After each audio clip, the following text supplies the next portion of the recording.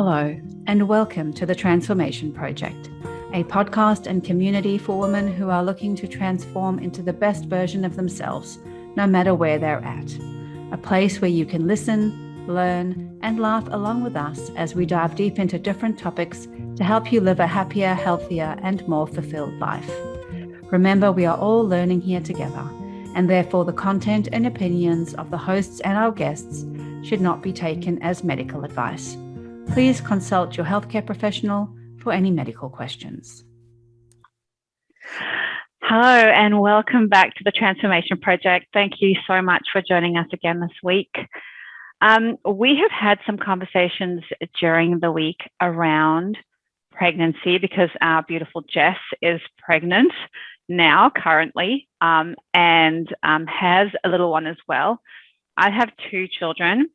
Kaz has a number of them, some of hers, some not, but all of us have had very different experiences around pregnancy, which is kind of where the discussion started. And we realized that for the most part, when we hit pregnancy and birth was the first time that we found out a few things that nobody told us. There's lots of things I'm sure that your grandmother and your mother and your mates or whatever will tell you, but we certainly never had any real education around it at school. And so we thought we might chat around essentially what we wished we had been taught about pregnancy and birth before we were in pregnancy and birth. Jess, as you are right now. Yes. Yeah, definitely an exciting time. I think I am relatively lucky. I went to school for nutrition, so I did learn a little bit about pregnancy, specifically around like nutrition and personal training. But otherwise, like, I don't know about you guys, but in high school, I learned nothing. I learned how to put a condom on a banana. Like Yeah, puberty kind of to a degree, like very, but not much more than that.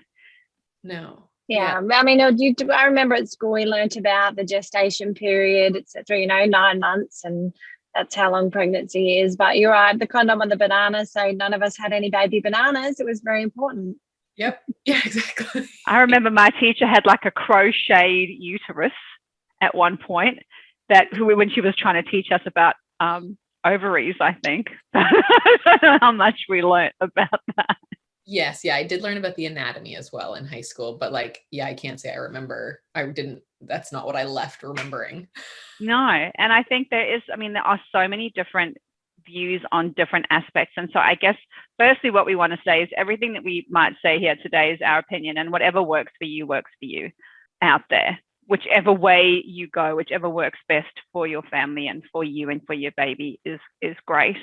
I guess what we wanted to talk about today is some of the things that may just help you if you're, currently pregnant or thinking about it. And so, Jess, I know we originally were talking about, if we start at the beginning, is really going off the pill. So preparing yourself for pregnancy. I know for me, I had endometriosis. So I, for each of my children, struggled for probably about a year and a half or more for each of those. But after going off the pill, and currently I'm not on the pill, made sure that I have ways to not be on it just because I wasn't comfortable with what it was doing with my body. But do you have any thoughts around that?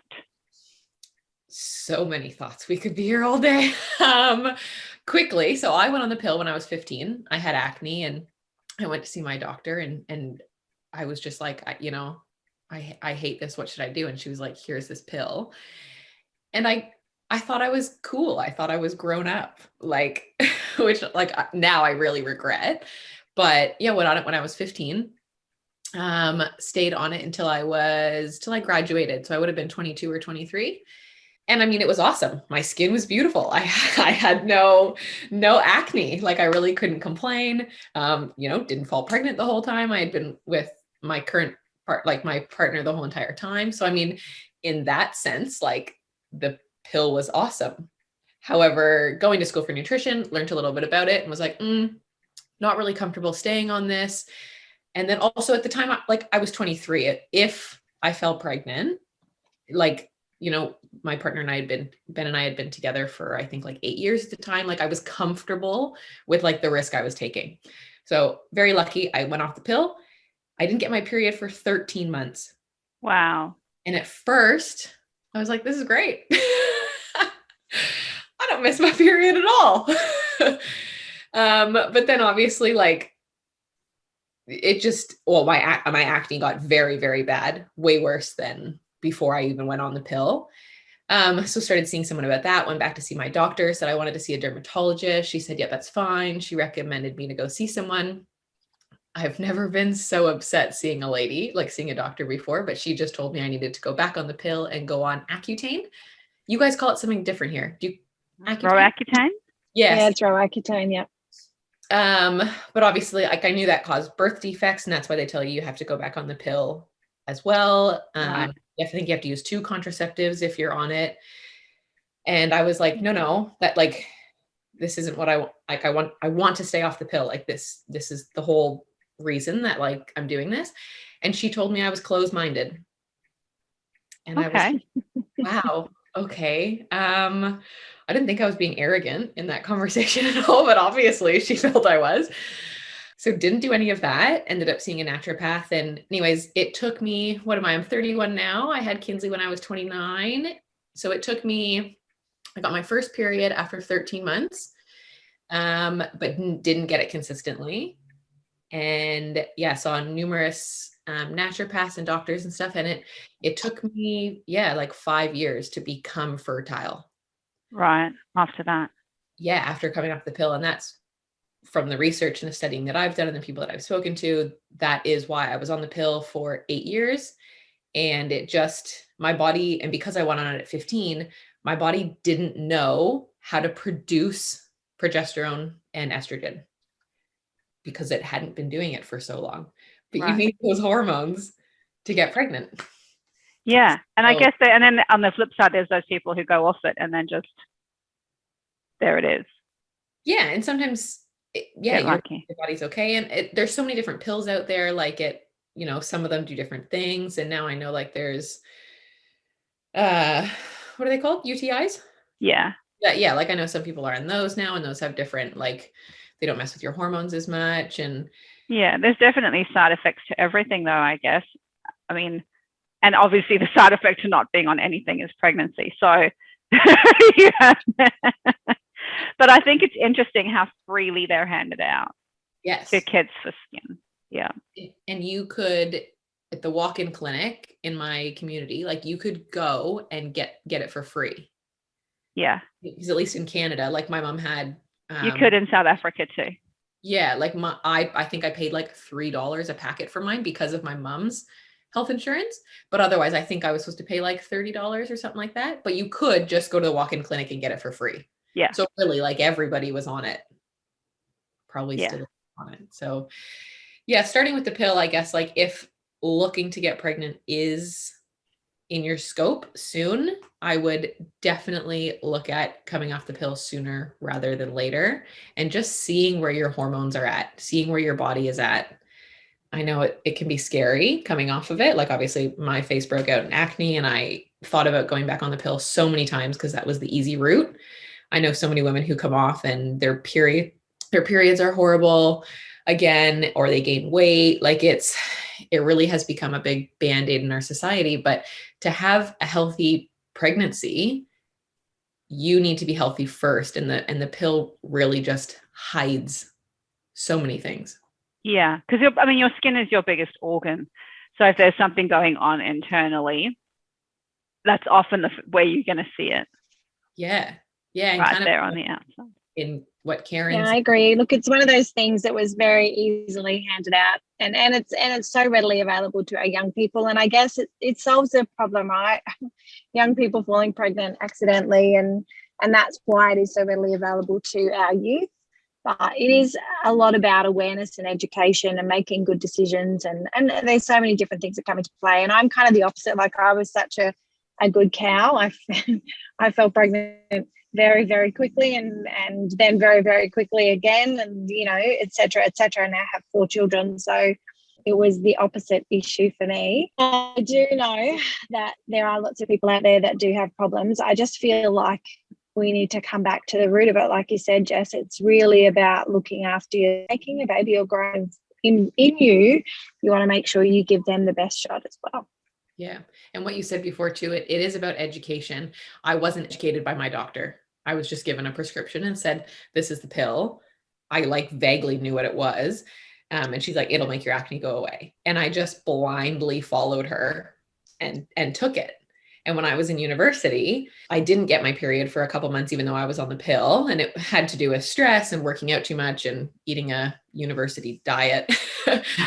But I went back to see her and she just upped my dose of the pill. And again, I just blindly, yeah, okay. And then my period came back. So like my period came back, my skin still looked good. Like, like she made all my problems disappear, but there was no education behind it. And then I had to pay for it down the track. Yeah. And I think that's something that's so important that I think all of us have found throughout the years is that you have to ask questions, even though you're in a situation where you might feel uncomfortable. I know for many mums going through pregnancy, especially if your doctor has a different opinion to yourself, if you want a cesarean and they are pro-natural, or switch that around, or whatever it is, you're in a situation where you may feel smaller and you may feel that you can't ask the questions. Make sure you do anyway, even if you have to write them down before you go in. I found that helpful for me. I wrote down what I wanted to know on a piece of paper so I could just read it. And don't be scared to do your own research. I mean, know that your doctor may laugh at you for that, right? They may, depending on who they are, they might give you a hard time for doing Dr. Google, but there is a lot of good information available. So make sure that you do a bit of your own kind of research around that as well. Cool. And so then we fell pregnant and we are again. Congratulations, which is very, very exciting. And we're loving watching the little bump grow, which is amazing. And so tell me a little bit about the nutrition and the exercise plan that you're following now when you're pregnant, and what perhaps might be some good foods for pregnant mums to be aware of as they're going forward. Because they tell you what you shouldn't eat, right? Yeah. They're very clear about that, but not so much what might be good for you to eat. Yeah, definitely. I feel like we always hear about folate, like folic acid. Everyone kind of knows about that one, especially before you're pregnant. And, but I think most people just are told to take either a prenatal multivitamin or specifically just folate. So, I mean, don't get me wrong, super, super, super important to take folate, especially like if you don't know that you're about to fall pregnant, then you do run that risk, obviously, of like having neural tube defects and things like that. So definitely super important. But I guess that's where it comes into like the nutrition before you fall pregnant is super important. And that's not really ever spoken about. And for a lot of women, I think even like Karen said, like you fall pregnant quite easily, or even someone who doesn't fall pregnant quite easily, like you still fall pregnant and you're like, sweet, that's the hard part over and done with. But yeah, it's really looking at your nutrition before. So when I took nutrition in university, they do briefly talk to you about this, but their answer is just go on the prenatal. Go on the prenatal, don't have vitamin A, which prenatals don't, but yeah, just take the prenatal, done. But when I was first pregnant with my first child, I could not stomach them. I tried 2 or 3 different brands. I couldn't stomach them. The one made me constipated. The other one, I like just, even if I didn't, like if I took it with food, I still was like upchucking it. And I realized that's like some symptoms you get during pregnancy, but I did go a couple weeks where I stopped taking it and I was fine. And I was like, like that's just, it just seems weird. And then obviously your urine is yellow too, which I don't like. Comes out neon. So I guess I'm just a lot bigger on whole foods. I mean, take those as well. Like obviously you want the best nutrition, the best start of life for a child. They talk about the 1,000 days of nutrition for the first 1,000 days of nutrition for your child. And that starts like at conception. It really starts before, but it starts at conception. That's when day 1 is. So having that optimum nutrition. So Yeah, folic acid is probably the big one. Vitamin D and iron, I feel like we hear about a lot during pregnancy as well. And your doctor will test you for all those things. Like you do a couple blood tests and stuff when you're pregnant. So you'll find out about all those, but there's a lot of other ones that we don't ever hear about. So zinc, for example, was a big one for me. So the pill actually depletes zinc. And zinc is really important for like DNA production in your immune system. But if the pill has depleted the zinc in your body, and then you go and get pregnant and you don't have it, like that's going to affect, there's going to be some mutations in the DNA, and there's always mutations in DNA. That's just the world. It's just when that many DNA strands are duplicating, like it's just going to happen. But obviously you want to mitigate that as much as possible. So yeah, zinc was another really big one. Where can you find zinc? Dark turkey meat. It's probably the best source of zinc. Yogurt, cashews. There are, like, you can Google it. Like you said before, there's lots of good information out there. And it really is just about like fueling your body with as much a variety of whole foods as you can. There are some good zinc supplements, I guess. We found, so we were particularly low in zinc in our family as well. And so that is one of the supplements that we have every day. And that's a liquid one. And it's literally like 2 drops in a glass of water a day. So you don't even taste it, because very often like the zinc capsules can make you quite nauseous, especially if you are depleted in zinc. So the lower you are in zinc, the more nauseous zinc will make you feel when you take it. So that, like, we just have like, they're 2 little drops that you can have in some water, and that kind of helps lift your zinc levels. Because we had, even in our house, not pregnancy related, but my daughter had a massive staph infection for years, raging in her body and boils on her legs. And after going through a whole lot of different doctors, we eventually went to a functional medicine practitioner, and he was like, she's low in zinc. Got her zinc. She has never had another boil again. Amazing. Yeah. So it's like, it's a huge one, zinc. And people don't necessarily always pay attention to that one. No. And you do need such a small amount. Like that's the thing I think with the minerals. I think that's often why they're kind of ignored, because you do need like a lot of vitamin D and things like that. And even if you look at iron, you need a lot of, but you don't need a lot of zinc. So it's kind of like, it's just everyone will get it. You only need, like, I forget what it is. I think it's like a milligram or something like that. So it's not a lot, but it has a huge implication on the body. Yeah, absolutely. And so is there any other sort of thing other than just generally making sure that you're taking care of your fruits and veggies that you would recommend mums to do? And then I would love to talk about your exercise routine, because I know that you are really passionate about making sure that mums can stay moving when they're pregnant and after their babies. So I'd love to hear about that as well once you're. Yeah, really exactly what you said, fruits and vegetables, that's where pretty much all of your minerals are going to come from. Obviously like whole grains and nuts and seeds have them as well. But yeah, like just getting as many fruits and vegetables in you as you can. I found for me, fruits were a lot easier to eat in the first trimester just due to nausea. So, I mean, if that's the way you go, then go that route. One of the things I found with my first pregnancy is I was like, because I'm very health conscious, I was feeling very, very guilty that I couldn't eat in the first trimester. Like I lived off of peanut butter and toast. Lived off of, like, which, yeah, okay, it's not the worst, but it's not the best either.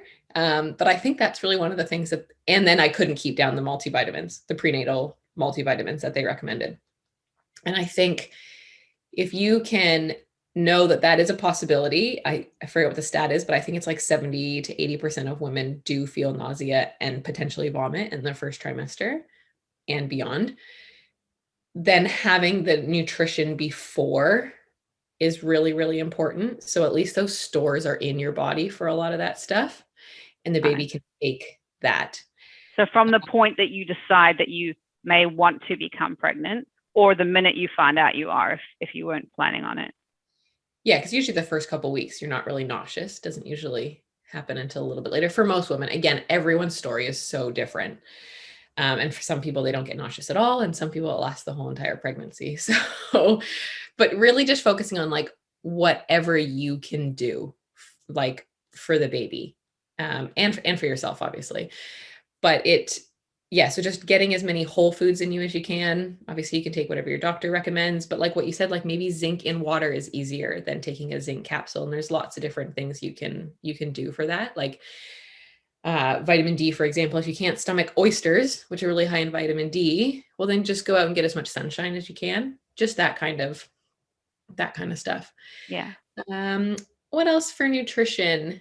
Really just as many whole foods and fruits and vegetables as you can, because that's where all the nutrients are, and Yeah. the least amount of processed food. Like I realize easier said than done. Like you have pregnancy cravings, you have food aversions, like it really is a tough time. But just finding something that's going to work for you. So whether it's a whole food supplement or the prenatals or yeah. Yeah, absolutely.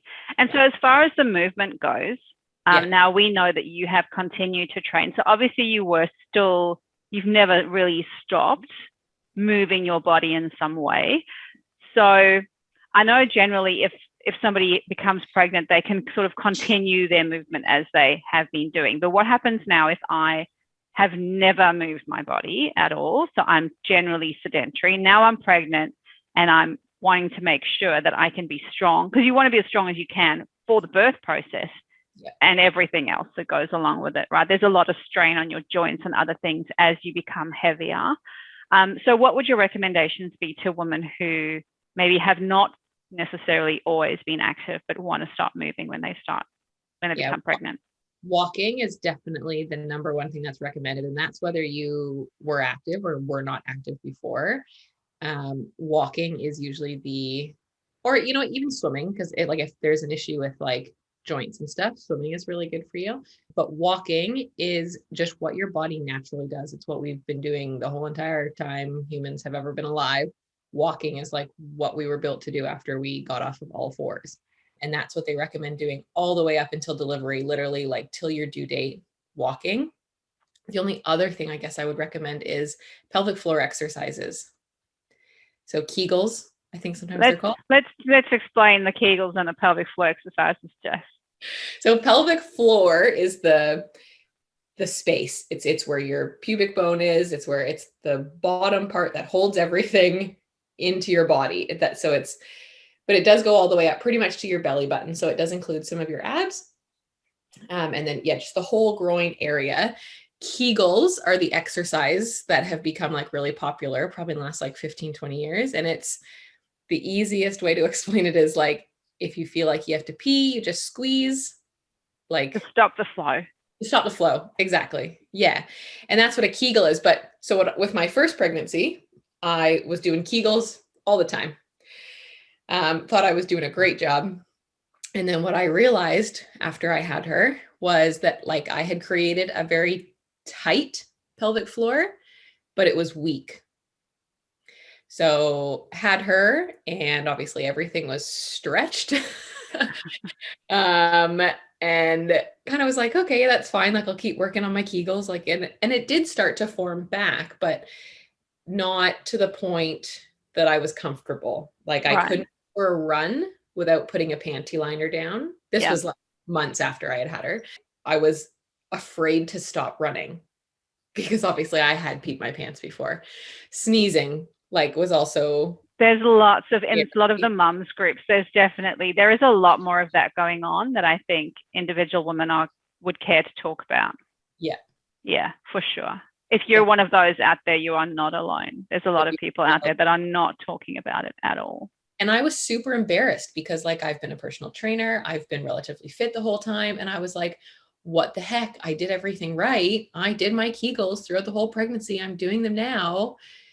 And, I'm slowly getting back into exercise, and I go for a run, even like a light jog.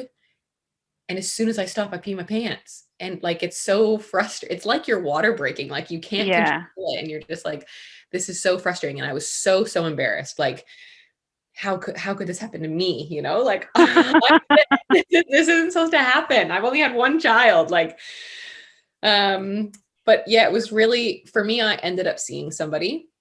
And it was her who pointed out like, yeah, you have a tight pelvic floor, but it is weak. And I would 100% recommend if you're going through this, like you you don't need to continue peeing your pants for the rest of your life. But I would go and see somebody, because what I thought I was doing correctly, just from watching like YouTube videos and stuff like that, doing my Kegels, I obviously was not. There's different parts of your pelvic floor, and just squeezing the bladder part is just tightening this one part, but there's other parts all around it that you're neglecting, that like if there's still too much pressure there, like that's what causes the weakness. Right. And so what modality would you recommend seeing for that? Ideally you want to see a pelvic floor specialist, like a physio who specializes in women's health, or pelvic floor. Pelvic floor. Okay. Yeah. Obviously they're usually women. I'm sure there are some men that specialize in it too, but yeah, that's really ideally. And you don't need to necessarily like go and sign up. You don't need to be seeing them for a year. Like once you can feel your pelvic floor, you can squeeze and you're like, okay, I can feel it in different spots. They'll give you a whole bunch of exercises and you just kind of keep doing them, really. Yeah. Because it's a really hard thing to explain. And as you say, it's not something you can see on a YouTube video. You just see a lady with a constipated face doing, so that something's happening, but you're not sure. You can't see, what to do the same way as you'd be able to see like a bicep curl or something, Yeah, like my physio actually put her hands on just inside my hip bones, basically. And that was one of the other things she pointed out too. My pelvic floor is stronger on my left side than my right side. So if I was doing a lunge, for example, and I was doing it with my right leg back, I was more likely, and if I sneezed in that moment, I would probably have peed. Right. Whereas for some reason, when my left leg was back, I was just so much stronger. I was able to engage it. Because your pelvic floor is a whole area, there's so many different parts that you can target. But working on your pelvic floor, you can do if you are sedentary, if you are overweight, if you are fit. Like, so it's an awesome thing to get in the habit of doing as soon as you fall pregnant. Awesome. And it's not like you're sweating doing it, but it is still a workout, because those internal muscles and organs are the ones that are moving and stretching the most during pregnancy. And the bigger you get during pregnancy, the more pressure you're putting on your pelvic floor. So if you start, in the third trimester, obviously starting anytime is better than not starting. But if you start in the third trimester and you're already a bit heavy, because like just from the pressure of the baby, it's just going to be a little bit harder to do. You potentially could already be peeing a little bit. And are there any exercises that you would be hesitant about recommending? So when you fall pregnant, you don't want to do any ab exercises. You can continue doing them for the first couple of weeks because the baby is in your uterus. But after about week 12, the uterus starts to move up into your abdomen. So you don't want to be doing like any ab exercises. And then once you hit about, again, it's different for every woman, but when you hit about 25 weeks, you don't, unless you're like very fit and probably seeing a physio, you don't want to be doing any like single leg things. So if you were doing squats, that's fine, but you don't necessarily want to be doing lunges, just where your legs are right. But otherwise, like you said before, if you have a weight training routine that you follow before you fall pregnant, you can continue doing that pretty much the whole way through the pregnancy. You decrease the weight, you take longer breaks, and just form is like really, really important. But exercise in general during pregnancy is so good for you. So good for you. And I know a lot of people still have this mindset of you're hurting the baby. Or you're sick. If you're pregnant, you're somehow sick. You need to be lay on the couch for the next 9 months. Yeah. No, you're not. Yes, it is a miracle that you are growing a child. No doubt about it. If this is what the female body was meant to do. Our ancestors didn't lay down in the forest when they fell pregnant. They were still up, moving around, gathering things. Your body is still meant to move. Maybe don't be like throwing a 200 kilo squat rack. You're doing a squat. And interesting you say that about the moving around, because our ancestors didn't just move around during their pregnancy. They were moving around during the birth process at the same time too, as opposed to, we're generally starting to move in that direction now, where they're a lot more open in hospitals and home births and wherever you want to be having your baby, as far as you being able to move around and not like stuck on your back with your legs in the stirrups. And I know that was certainly my experience, because for both my children, I was absolutely terrified of having a C-section, and I was terrified of having a natural birth. Terrified. So both of my girls were with an epidural. And I have to be honest, if I had to fall pregnant again now, which is not going to happen, people, I'm 47 and we're over that. The shop is closed. However, I would do a lot of things very, very differently. And one of them just happens to be that epidural, because when I was having, my last child, everything was going along super great. It was fantastic. I had the epidural, obviously that I'm on my back. Everything slowed down. Her heart rate went up, and she ended up having to be suctioned out and had like a wee little cone head for a couple of months. But it all got really scary for a minute there. And that probably wouldn't have been necessary had I not had that epidural. However, I didn't know even then that that was a possibility in that case. That's interesting because I had epidurals for Ethan and Savannah. And Savannah was, I was actually on all fours over a beanbag, having had an epidural. So it was quite a blissful pregnancy experience because I didn't have the pain, but I was still in complete control. So you could still move. 100%. I've never heard of that, having an epidural and being like allowed off the bed. Yeah, I was stuck where I was. I was not allowed to go anywhere. Yeah. Oh, look, based on, I guess the conditions of Savannah's birth were quite different, and we can share that on a whole different podcast. But, they pretty much let me do whatever I wanted. And so, I had the epidural, and then, here's the beanbag on all fours. I actually had like 11 people in the room when she came into the world. And, it was lovely because there was no pain. And even Ethan, right, I had an epidural with him, but I was, it's a long time ago now. I had an epidural with him and there was no pain, but it was very close to the delivery stage then and no issues pushing out. And he was 10 pounds 6. So I feel like it's quite an individual experience. And you really, for me, my lesson with all of my babies was really just like listen to your body as much as you can, because I think as women, we kind of look at the experts outside of ourselves, but we need to start coming back into ourselves and really trust our bodies and know that that's what they're designed to do. I was hell-bent on having a natural birth.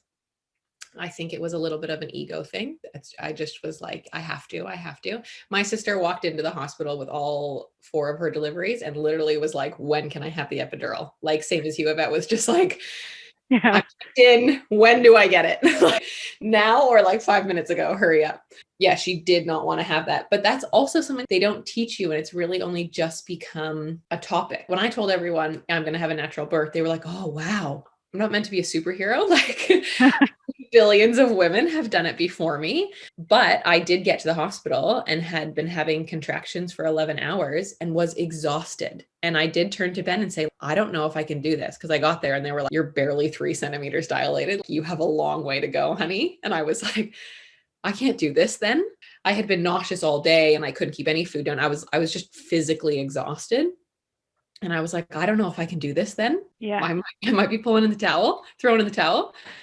It was good. You told me not to let you do that. Kind of afraid, kind of like whatever you want, but also you remember when you said you said no. But everyone's experience is so different. And I don't know if it was just growing up in Canada. Midwives aren't a huge thing in Canada. I think they're becoming a bit more popular now, but I saw a midwife here in Australia throughout my whole entire pregnancy. And they didn't push a natural delivery, but they really recommended it. They're like, this is, what we think the research says you should be doing now. You don't need to have an epidural, all these things. So, but growing up in Canada, I don't think I knew anyone who didn't have the epidural. My mother actually didn't for any of her children. And I think that's why I didn't want to, because I had kind of put a pedestal of like, oh my God, you delivered 4 children without an epidural. You are superwoman. Which is why I really didn't want to have one, I think. But here, like I was lucky that they really suggested trying without it. And I was lucky, like I got to have a water birth besides the exhaustion. It was a really beautiful experience. I wouldn't change anything. but everyone's experience is different. Like you said, Completely. things can happen and you do really need to be flexible. I think a lot of us either walk into the birth as like, I have no idea and I'm just going to do whatever the doctor tells and they're going to make sure everything's all right. Or people walk in with like, this is what I want to happen, black and white. And when it doesn't, it causes a lot of stress and anxiety.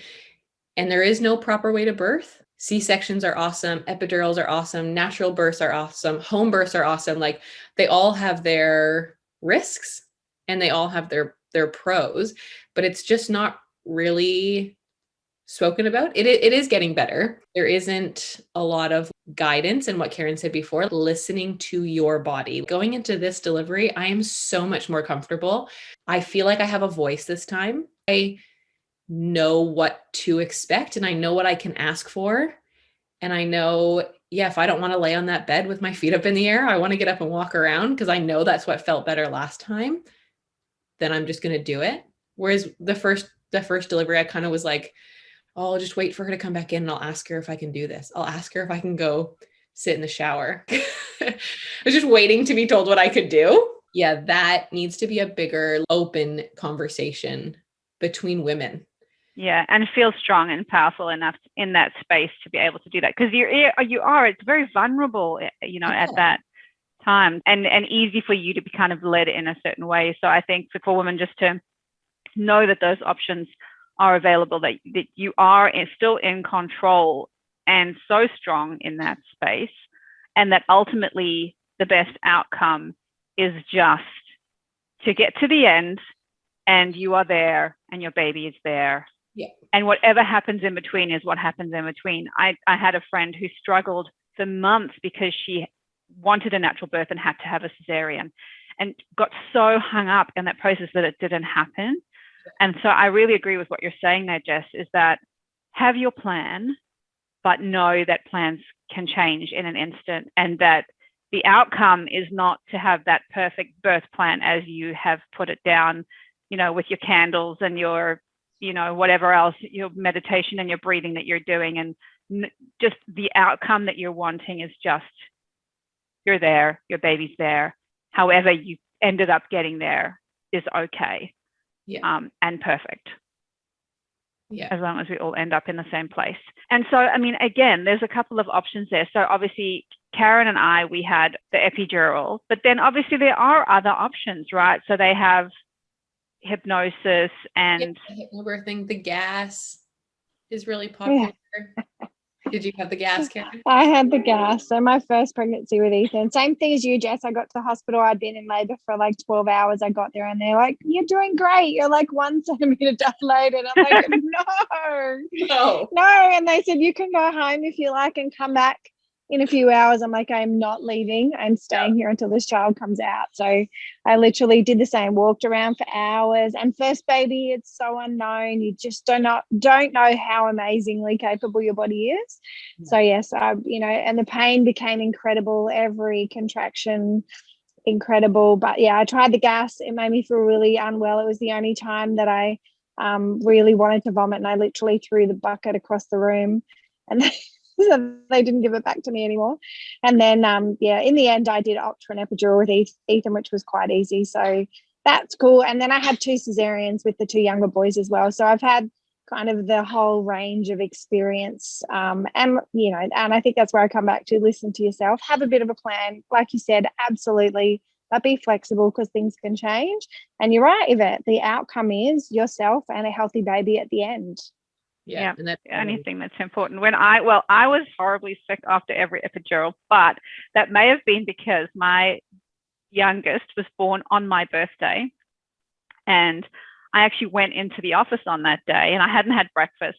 I'd gone in, and they were having morning tea for me, so I had chocolate birthday cake, and then whilst I was there, obviously, somebody came in and I was like, oh, I'll just help them because I'm here. I'm not supposed to be here. I'm just here for morning birthday tea, but everyone's busy. I'll help. And so I actually went into labor like at the office. And so by the time we had the epidural, the only thing that I'd eaten that whole day was a big old piece of birthday cake. And that came up. That just came up afterwards. It was horrible. So I was in labor, vomiting. It birthday cake. And yeah, and Brian was watching The Price is Right on TV because he was like, what do I do? I'll hold your hand or I'll hold the little baggie. But yeah, watch The Price is Right. But I mean, that's the thing. As you say, Karen, anything and everything can happen. And it's just to manage to get to the end there with that beautiful, healthy baby. Yeah. And that is the end goal, just to get to the end. They gave me the gas to, I think, kind of shut me up because my waters finally broke. And then very quickly, I was like, I think I need to push. And she's like, no, we already checked you. You're only 5 centimeters. You do not need to push. Going what you said with listening to your body, I was like, I can't not push right now. I have to push. And she was just like adamant. She was like, no, you don't. You still got a long way to go. So she gave me the gas and she's like, this will take a bit of the, yeah. And I was like, no, it's really not working. I really have to push. And I did end up having a big push and I tore. And ouch. So that's where we have to listen to the lady. Yeah.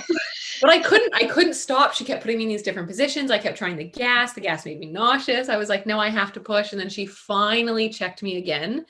And she was, oh my goodness, you're 10 centimeters. We're there. Like you got 3 pushes to go. And I was like, I know, I told you I have to push. And that's what I mean, I guess, about like this time, I feel like I have so much more confidence. Like I just kept saying I have to push, but I was almost whispering it to myself in the end. Just wouldn't listen to me. This time I'm going to be like, lady, check me. I am pushing. Like the baby is coming out. And that's, I don't recall having that. No, that never, no. But I mean, see, because I was trying to remember, again, that's why I was saying with you, Karen, like I could literally not feel anything below my chest. So I had my hands on my stomach at that point, trying to remember where my ab muscles were to feel myself pushing. And so, yeah. And so I guess it changes the whole process. And so again, it's one of those things where you figure it out.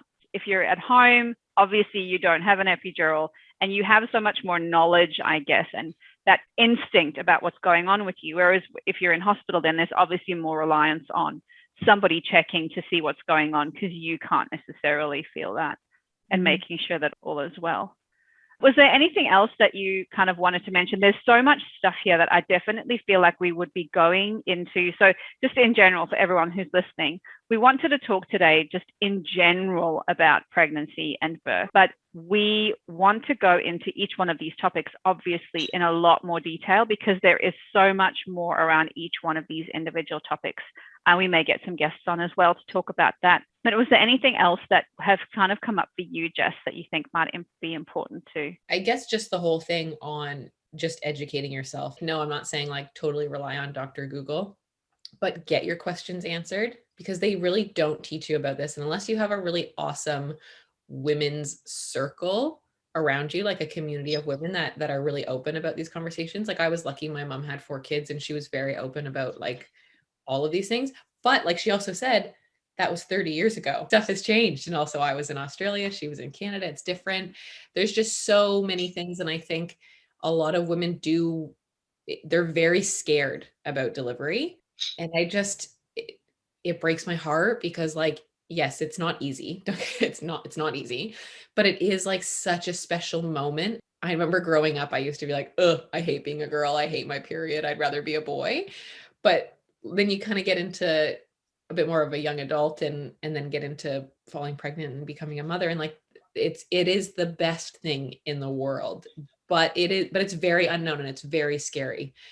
So if you don't gel well with your doctor, get a different one or your midwife or anything like that. You need to feel comfortable. You just have to listen and trust yourself, I guess, more trust your intuition. But yeah, like do your own research. There's just so much, like we can go into breastfeeding. We can there's so much we haven't even covered that yet. No, it is really all a huge unknown. And it never used to be because we used to live in a village with a whole bunch of other people and, all the women were always there supporting and we don't really have that anymore. No, I mean, I would imagine even in that there are still places where, as a child, you will see babies being born and you will, so you've experienced that through other women around you and, looked after the babies and all that stuff. So for us, it's like going in cold unless you happen to have been invited. by somebody to go along. Yeah, it is. It's a much more private thing right now. A lot of women don't speak about it. And I think we need to get back to that. And there are definitely some women like on social media and on other podcasts and stuff that are talking lots about that stuff. So that's awesome. So that's really like, just go and educate yourself and don't feel bad about what you want to do. I had a water birth. It wasn't really intentional necessarily, but I had a lot of people after being like, you're such a hippie. I was like, what? Are we mean? Are we mean? We judge people so much. And I feel like that awareness really comes into play when you're pregnant, because everybody has an opinion about what you need to do. And so I think that's a key thing as well, is judgment yourself of other people, is just being aware of when somebody is going through their first pregnancy and birth. You know, we love to share our stories and how we went, but at the end of the day, it really comes back to that individual and their experience. And I mean, when you're talking about educating yourself in podcasts, I mean, back in the day when I had my kids, there was no such thing as podcasts. So I had 2 really amazing books that I read, which are still around now. And one is What to Expect When You're Expecting, and the other one is Up the Duff by Kaz Cook. And Kaz Cook's Up the Duff, so good, because it's kind of a funny slant on pregnancy and birth and stuff. So kind of takes that fear away to a degree, because it's put in a humorous way. Yeah, good. Yeah. So good. Just know that you're incredible and your body is incredible and you are capable of so much more than you think you are. Yeah. Yeah, definitely. The only thing I was just going to add really quickly, because it's happened to me so many times in the last couple of weeks, do not comment on a pregnant woman's weight or how big she is, or if she's having twins. And it goes both ways. Some women are really sensitive about like not putting on enough weight, and some women are really sensitive about putting on too much weight. And every body is so different, and every pregnancy is so different. So like with this one, I have put on more weight quicker than I did with my first. I've just been getting so many comments. I'm 30 weeks yesterday, and literally the last 2 weeks, I've just had a million comments. Oh my goodness, you must be about to pop. Oh my goodness, you're not? Well, you must be having twins. A little bit of shush, people.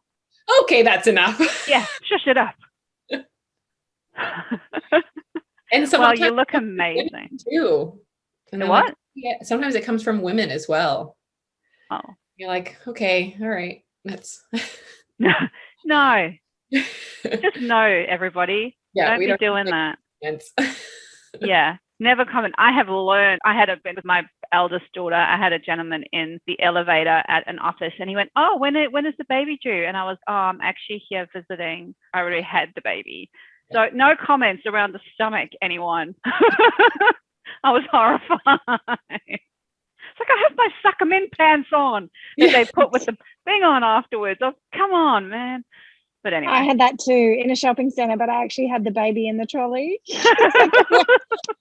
That's just bad. People are ridiculous. Oh my God. Like, there's the baby there. Thanks very much. It's coming. Yeah. Oh dear. Oh my gosh. Well, thank you so much for listening to us today. Have our little chat. We're going to have so much more to talk about as things progress for Jess. And as you guys bring your questions as well and things that you want us to talk about, and we're so happy to dive into those. If you have somebody that you would love us to try and interview for you, let us know, because we're happy to be reaching out to those as well. If you like what you hear, please like and subscribe, give us 5-star rating, tell your friends about us. And yeah, we're excited to keep sharing some more amazing information and our insights and our chats and laughs with you as things go on. Thanks so much, guys. Thanks. See ya.